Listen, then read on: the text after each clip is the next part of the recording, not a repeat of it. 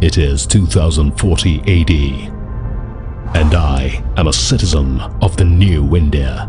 The world that I live in now is a direct consequence of an initiative that started 3 decades ago. It transformed the future and created a new paradigm of development for India. Where did it begin? What were the ideas behind it? How did it capture the imagination of millions? And how did these cities of the future come to be? This initiative is where it all began. The Delhi-Mumbai Industrial Corridor. It began in India in 2011. In a nation experiencing growth at unprecedented rates, a country towards which the eyes of the world were turning. With detailed master planning from the world's best master planners, passing through 6 states, riding on the backbone of a dedicated freight corridor of 1,483 kilometers, covering a total area of 600,000 square kilometers, touching the lives of 180 million people, growing around the high-traffic dedicated container railway freight corridor, a global manufacturing and industrial hub encompassing 24 investment regions and industrial areas. It's been a fantastic experience to see how much deep thought has been put into the development in India. Citizens of the present, do you see the magnitude of this vision? Do you realize the endless possibilities of using technology to deliver sustainable prosperity for the citizen?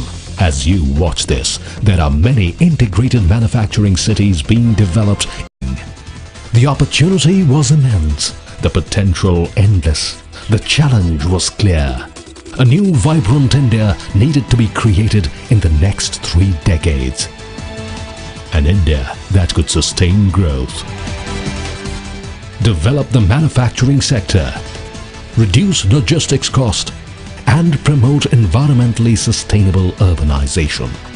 In the next few decades, more than 350 million Indians would move to India's urban centers. 500 new cities would need to be developed. Urbanization would be the key driver of growth. India would need to create next-generation quality infrastructure. This was a global opportunity to set a global example. And it was to capitalize this opportunity that DMICDC was conceived of as a partnership project between India and Japan. Foreign investors, including Japanese investors. This is a remarkably aggressive and exciting opportunity for India and the states involved in that corridor activity to change the future of the country, to change their own future, and to change the future of the people who live and work here.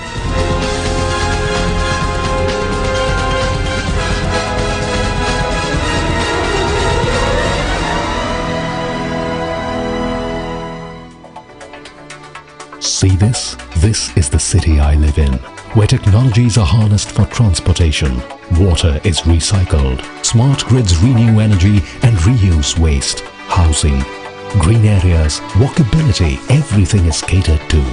I live in a prosperous, sustainable city.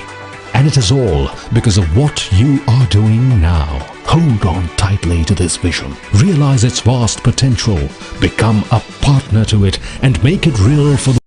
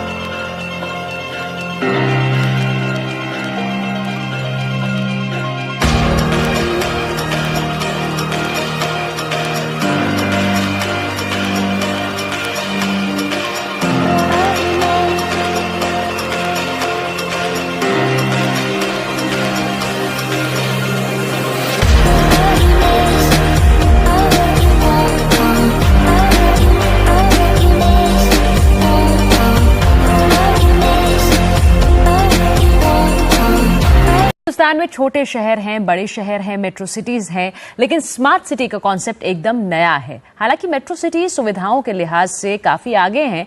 आखिर smart cities में ऐसा क्या होगा जो वो हिंदुस्तान के दूसरे शहरों से अलग होंगी? ये जानने के लिए देखिए ये रिपोर्ट। आखिर कैसी होती हैं स्मार्ट सिटीज और क्यों मोदी ने देखा है देश के लिए ये स्मार्ट ड्रीम? मोदी सरकार देश में इसी तरह के 100 स्मार्ट सिटीज बनाने की तैयारी में है।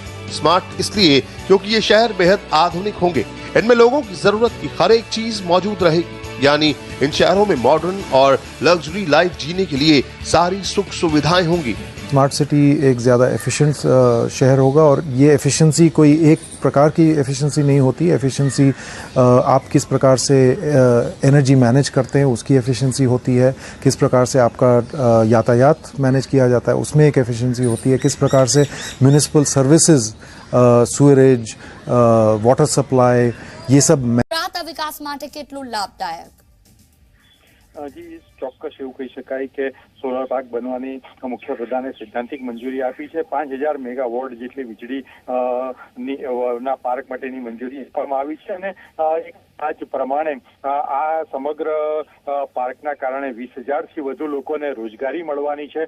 સ્વાભાવિક છે કે વીજળી ઉત્પાદન થવાથી સમગ્ર ગુજરાતને ફાયદો થશે, દેશને પણ ફાયદો થવાનો છે, કારણ કે વીજળીનું મહત્તમ ઉત્પાદન વધતાની સાથે જે કુદરતી સ્ત્રોતમાંથી વીજળી મળવાની છે, સોલર પાર્કમાંથી વીજળી ઉત્પન્ન થવાની છે, તેના કારણે જે એનર્જી છે એ સહિતના તમામ ક્ષેત્રોમાં આને એક મોટો બુશઅપ મળશે અને અંદાજ પ્રમાણે 25000 કરોડનું રોકાણ થવાની સંભાવનાઓ સરકાર દ્વારા વ્યક્ત કરવામાં આવી છે અને તેના જ કારણે આજે મુખ્યપ્રધાને સૈદ્ધાંતિક મંજૂરી આપી છે અને એક સોલર પાવર ક્ષેત્રે ગુજરાત એક મોટી હરણફાળ ભરશે એવું નિશ્ચિત માનવામાં આવી રહ્યું છે। જી બિલકુલ, તમામ જાણકારી બદલ આભાર હિતલ। તો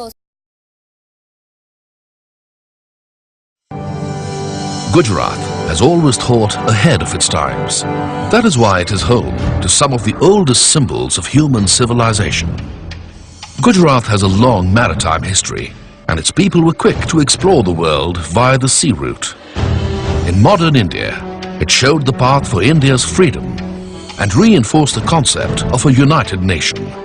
It brought about the White Revolution to the country, pioneered the cooperative movement, and experimented with decentralization of power to local governments.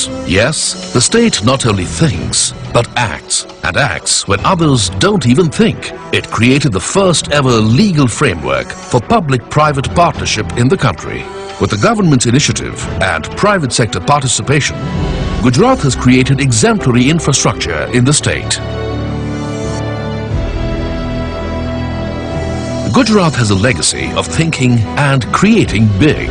The state has one of the world's biggest multi-purpose dams and canals. It has the largest wide-area network in Asia and has one of the world's largest grassroots petroleum refineries. For the first time in India, Gujarat undertook the interlinking of rivers. It provided broadband connectivity in all villages and all schools.